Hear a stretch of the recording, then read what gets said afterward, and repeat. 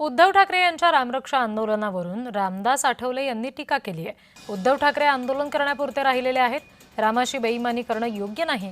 ज्यांनी घोटाळा केला आहे त्यांना आम्ही सोडणार नाही असं आठवले म्हणाले। खरेदी विक्रीचा होते याला ऑपरेशन नाव दिले जाते।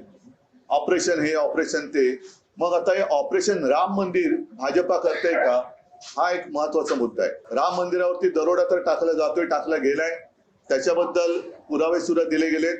काही जणांचं म्हणणं असं आहे की त्या चोरीचा पैसा हा इतर पक्ष फोडण्यासाठी वापरला जातोय। हे फार गंभीर आहे।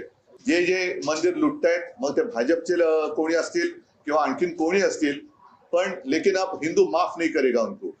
जे जे मंदिर लुटतायत त्यांना हिंदू त्यांची जागा दाखवल्याशिवाय राहणार नाही। उद्धव ठाकरेंनी आता आंदोलन करणं त्यांच्याकडे हेच काम राहिलेलं आहे, कारण सध्या त्यांच्याकडे काय खासदार राहायला तयार नाही आहे, आमदारी कधी फुटतील काय सांगता येत नाही आहे।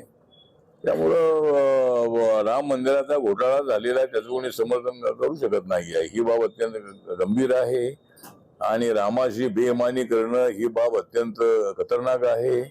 त्यामुळं राम मंदिराच्या ट्रस्टमध्ये जे काय आजूबाजूचे काय लोक होते, अशा लोकांनी शेकडो करोडचा घोटाळा केल्याची माहिती समोर आलेली आहे।